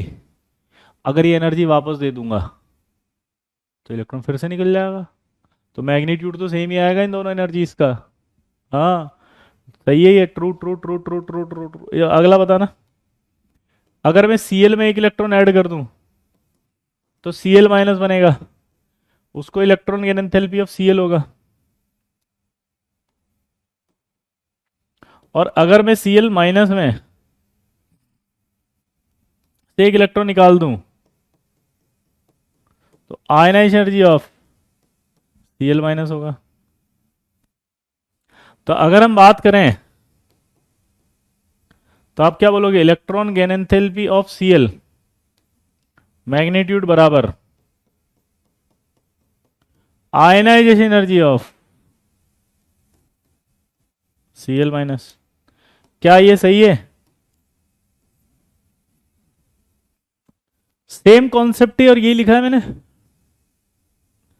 ये एक मैथमेटिकल आपको समझ में आना चाहिए। ठीक है, बहुत ही अच्छा है। अब मजेदार बात चलेगी, एक पूछो क्या।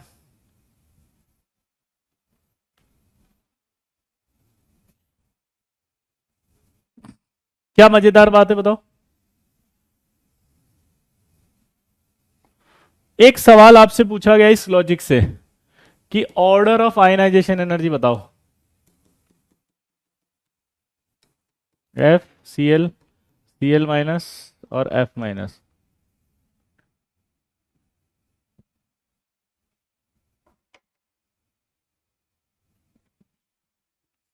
आयनाइजेशन एनर्जी का ऑर्डर बताना इन चारों में। Ionization energy, ionization energy, this is very good question. क्या बोला मैंने? This is very very good question. This is very very good question. करके बताओ, जिसने कर दिया उसका मान जाएंगे।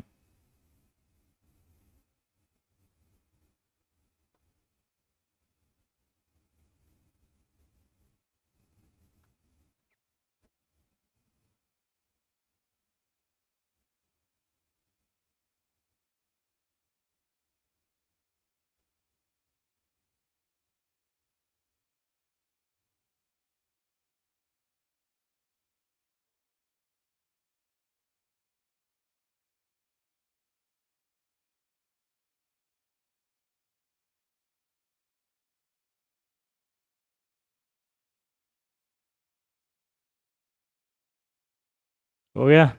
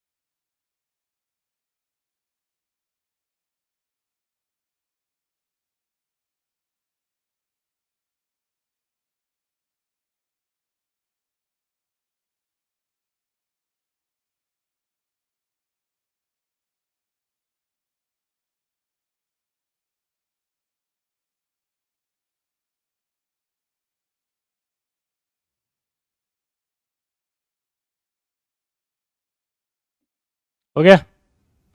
नहीं नहीं नहीं, मज़ेदार क्वेश्चन है, देखो सोच के करो। देखो आयनाइजेशन एनर्जी की बात करेंगे ना, तो आयनाइजेशन एनर्जी में ज़्यादा कौन होगा? क्लोरीन तो ज़्यादा होगा, सबसे सिंपल फंडा है। क्लोरीन तो आयनाइजेशन एनर्जी में ज़्यादा होगा। आयनाइजेशन एनर्जी की बात हो रही, गेन एंथैल्पी नहीं हो रही। फिर से गलत मत करना, क्या मिस्टेक कर दो, क्या बता रहा हूँ मैं आपको। क्योंकि मैंने अभी थोड़ी देर पहले आपको गेन एंथैल्पी बताई थी इन दोनों में सीएल की ज़्यादा, पर जो सवाल है वहाँ पर आयनाइजेशन एनर्जी पूछ रहा हूँ। तो ये तो क्लियर होगा कि इन दोनों में ये ज़्यादा है। अब आप सोच के बताओ, आयनाइजेशन एनर्जी अगर मैं एफ और एफ माइनस में पूछूं तो आपको पता है कि इसमें 9 प्रोटॉन है 9 इलेक्ट्रॉन है, यहाँ 10 इलेक्ट्रॉन हो गए, 10 और 9 प्रोटॉन हो गए। तो आयनाइजेशन एनर्जी एफ की ज़्यादा होगी इससे। सीएल और सीएल माइनस में बात करें तो ई बाई पी 17 17, यहाँ 18 और 17 है, यहाँ अट्रैक्शन कम हो गया, तो ये सीएल का ही ज़्यादा होगा आयनाइजेशन एनर्जी, तो सीएल माइनस से। पर अब जब प्रॉब्लम आएगी वो किस में आएगी? वो आएगी एफ माइनस और सीएल माइनस में आयनाइजेशन एनर्जी कंपैरिजन। किस में आएगी दिक्कत? एफ माइनस और सीएल माइनस में आयनाइजेशन एनर्जी का कंपैरिजन। तो इस कॉन्सेप्ट का यूज करना पड़ेगा। अब इस कॉन्सेप्ट का यूज कैसे करा वो देखना है, तो दिमाग की बत्ती जलाता हूं मैं। ये इलेक्ट्रॉन की एंथैल्पी है एफ, किसके बराबर? Ionization energy of F minus के। ये इलेक्ट्रॉन की एंथैल्पी है क्लोरीन की, किसके? Ionization energy of C L minus. और मुझे कंपेयर करना था ionization energy of F minus और ionization energy of C L minus. मुझे कंपेयर क्या करना है? Ionization energy of F minus और ionization energy of C L minus में कंपेयर करना है। तो मैंने देखा इलेक्ट्रॉन की एंथैल्पी फ्लोरीन की ज़्यादा है या क्लोरीन की, तो मुझे पता लगा क्लोरीन की इलेक्ट्रॉन की एंथैल्पी ज़्यादा है। तो अगर क्लोरीन की इलेक्ट्रॉन की एंथैल्पी ज़्यादा है तो इसका मतलब क्लोरीन का ये वाला पोर्शन इसके बराबर होगा गेन एंथैल्पी के। तो फ्लोरीन और क्लोरीन में इलेक्ट्रॉन की एंथैल्पी क्लोरीन की ज़्यादा है, इसलिए ionization energy of C L minus ज़्यादा होगा। किससे? एफ माइनस से। तो इसका मतलब ionization energy of C L minus ही ज़्यादा होगा। तो इसका मतलब क्या निकला? आयनाइजेशन एनर्जी ऑफ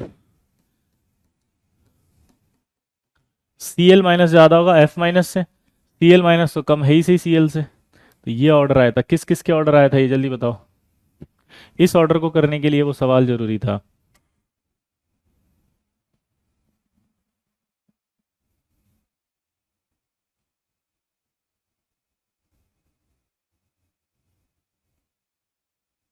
फील लेनी पड़ेगी, देखो ये अच्छे सवाल है। फिर जेड एक तरफ चिल्ला रहे हो कि सर हम 11th में हैं, हम टॉप रैंक लाएंगे, हम हल्ला मचाएंगे, हम सब कुछ करके जाएंगे।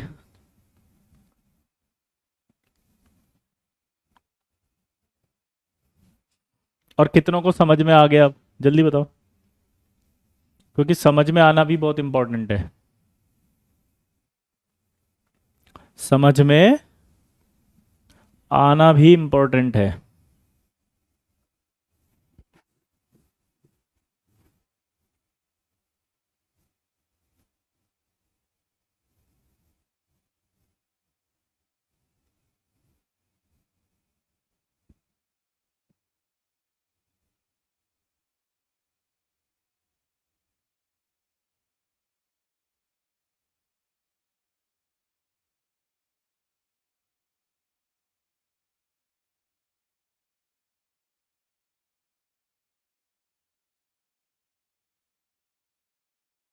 आ गया समझ में? और गजब, चलो एक सवाल और करते हैं, फिर बहुत बच्चों को आ गया। तो एक क्वेश्चन को समझना आप, जैसे एक रिएक्शन होती है ना, ये ए से ए प्लस, इसको कहते हैं इलेक्ट्रॉन, इसको कहा जाता है आपका आयनाइजेशन एनर्जी। और अगर मैं इसमें एक इलेक्ट्रॉन ऐड कर दूं तो ये होती है पॉजिटिव। ठीक है, ध्यान सुनना। अगर एक इधर से इधर एक रिएक्शन जा रही है, मतलब पहले तो एक कॉन्सेप्ट समझो, इसको छोड़ो। अगर मैं यहां पर आपको एक रिएक्शन देता हूं कि यार ए प्लस बी है और ये सी प्लस डी है, ध्यान सुनना भाई। ठीक है, इस रिएक्शन के लिए उसने ऐसे दे दिया डेल्टा एच नेगेटिव है। तो एक रूल होता है कि अगर रिएक्शन को उल्टा करके लिख दिया जाए तो उसका साइन भी उल्टा हो जाता है। यानी कि अगर आपने ये रिएक्शन दे रखी है उसने साइन नेगेटिव, तो अगर आप इस रिएक्शन को उल्टा लिख दोगे तो साइन पॉजिटिव हो जाएगा। समझ गए बात को? दोबारा बोलो, कॉन्सेप्ट क्या है कि अगर आपने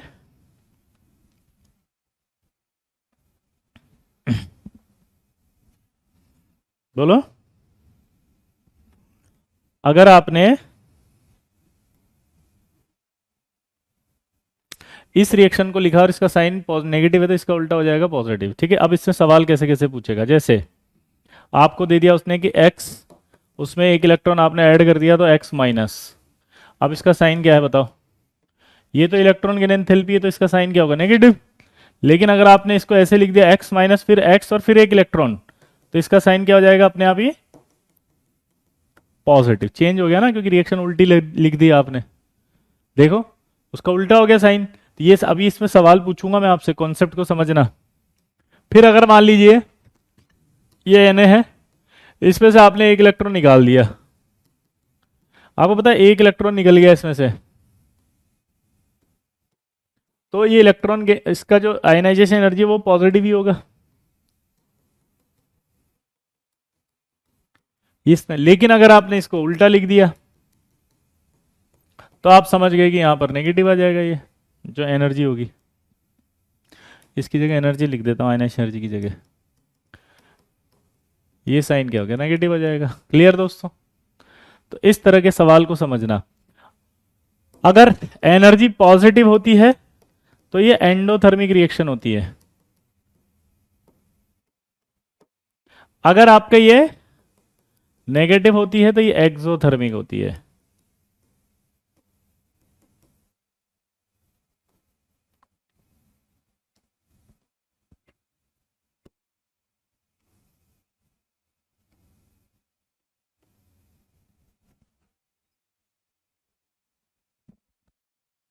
क्लियर।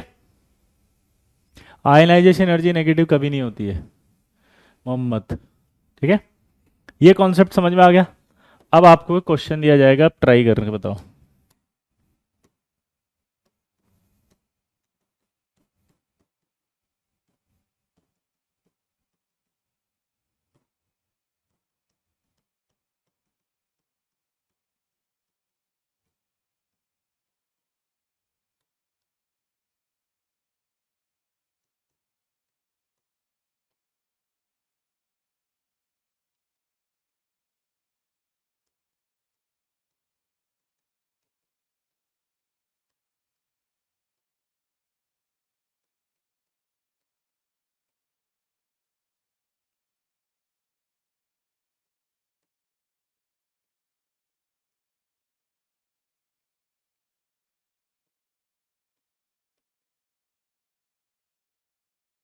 आपसे बोला एंडोथर्मिक रिएक्शंस बताओ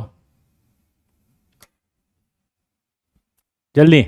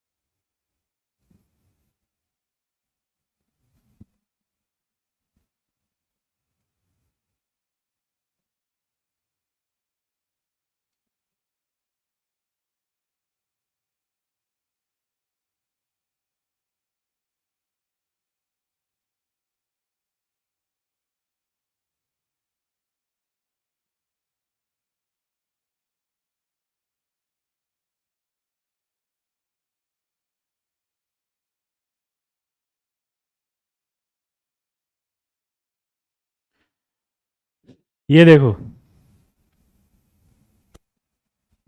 अगर मैं लॉजिक से बात करूं तो पहला वाला तो मुझे समझ में आ रहा है, क्यों, क्योंकि ये तो आयनाइजेशन एनर्जी है, इसमें तो एंडोथर्मिक होगा। लेकिन आपने नोटिस किया कि ये जो है ना, ये एंडोथर्मिक है या नहीं है बताओ। तो आपको याद होना चाहिए, ये ऐसे सवालों में फंसाएगा वो, कि electron gain enthalpy of nitrogen जो था वो पॉजिटिव था।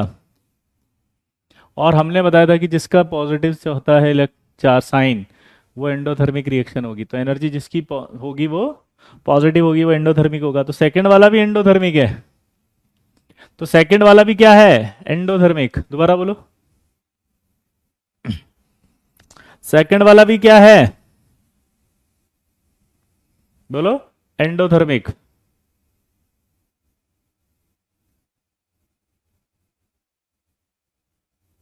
ठीक है। अब तीसरे वाले में मुझे ये बताओ कि जब हम एक इलेक्ट्रॉन ऐड करते हैं तो आपको याद है इलेक्ट्रॉन की एंथैल्पी नेगेटिव होती है, लेकिन जब आप एक इलेक्ट्रॉन ऐड हो चुका उसके बाद दूसरा इलेक्ट्रॉन ऐड करते हैं तो आपको याद है इलेक्ट्रॉन की एंथैल्पी पॉजिटिव हो जाती है। और आपको पता है सेकंड वाली जो है वो ज्यादा होती है। सेकंड वाली ज्यादा होती है इसका मतलब ओवरऑल तो सेकंड पॉजिटिव ही होगी, इसमें आपने एक साथ दो इलेक्ट्रॉन ऐड किए हैं तो ये पॉजिटिव होगी। अगर ये ओवरऑल दो इलेक्ट्रॉन एक साथ ऐड किए हैं तो ये पॉजिटिव है, और अगर ये पॉजिटिव है तो आंसर ऑल ऑफ दीज आएगा। देखो इस तरह के सवालों में आप बहुत ज़्यादा कंफ्यूज हो जाते हैं, फंस जाते हैं, और आपसे नहीं हो पाता कि क्या लफड़ा चल रहा है। तो आई होप आप कर लेंगे अब। भाई जिसका पॉजिटिव साइन होता है वो एंडोथर्मिक होती है। सेकंड इलेक्ट्रॉन की एंथैल्पी अपन ने बताया था ना पॉजिटिव होती है ना। सेकंड इलेक्ट्रॉन की एंथैल्पी पॉजिटिव होती है। एक और सवाल पूछेगा वो, बताओ विच ऑफ द फॉलोइंग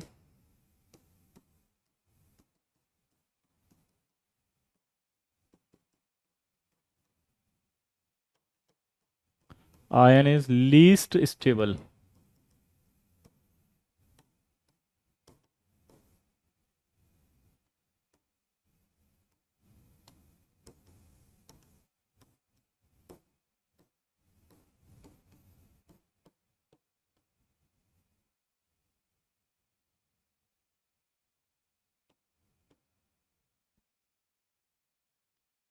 बताओ।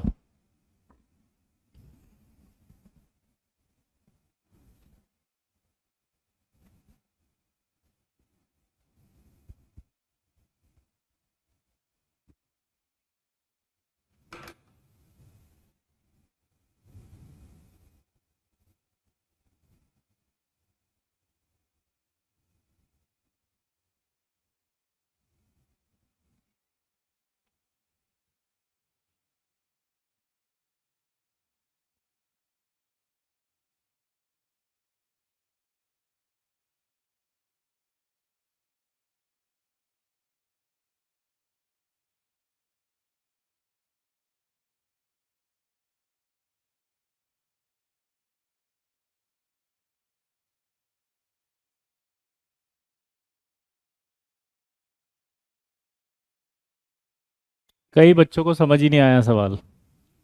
लीस्ट स्टेबल आयन तो यही हुआ ना भाई, क्योंकि ये पॉजिटिव होता है। इलेक्ट्रॉन की एंथैल्पी याद करो, इसका मतलब इलेक्ट्रॉन नहीं ऐड होने देगा। उड़ी बाबा, बेरिलियम का पॉजिटिव होता है, इलेक्ट्रॉन नहीं लेना चाहता है। उड़ी बाबा, बेरिलियम इलेक्ट्रॉन नहीं लेगा। ए बंगाली मानुस, এ বঙ্গালী কেমন আছো? ভালো ভালো, মছি ভাত খালো। कैसे करेगा वो ऐड, नहीं चाहता वो। तो लीस्ट स्टेबल वही तो रहा, क्योंकि वो नहीं चाहता इलेक्ट्रॉन ऐड करना। क्या बोला बताओ? लीस्ट स्टेबल वही तो रहेगा क्योंकि वो नहीं चाहता इलेक्ट्रॉन ऐड करवाना। सिंपल है कि नहीं है? अगला देखो।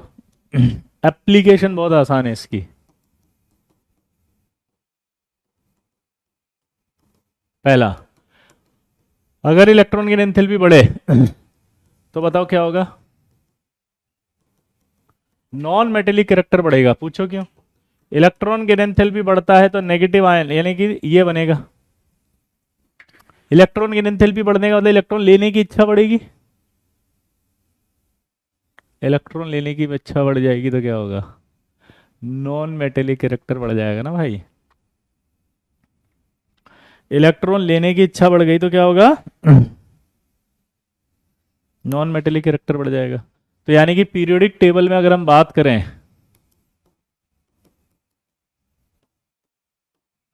तो नॉन मेटेलिक कैरेक्टर बढ़ेगा, इंक्रीज लेफ्ट टू राइट। और डाउन द ग्रुप अगर हम बात करें तो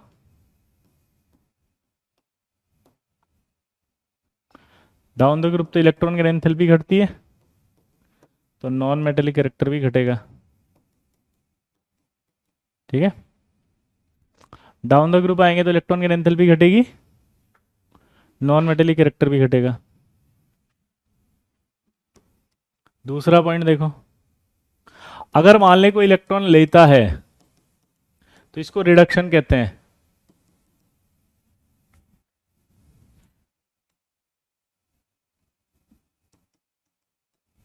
दोबारा बोलो।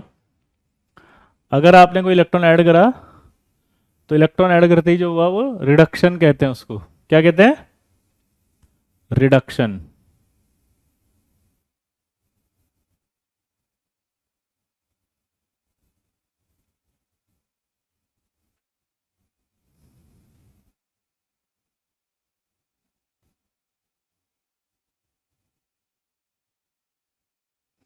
अब अगर मैं ये कहूं जिसका रिडक्शन होता है खुद क्या होता है?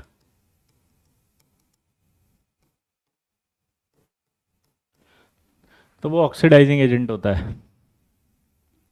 वो क्या होता है? Oxidizing agent. ठीक, यानी कि इलेक्ट्रॉन की एंथैल्पी अगर बढ़ेगी तो ऑक्सीडाइजिंग पावर बढ़ेगी। और एक ऑर्डर बहुत अच्छा होता है, हेलोजेंस में सबसे ज्यादा जो पावर होती है वो इसकी होती है, ऑक्सीडाइजिंग पावर।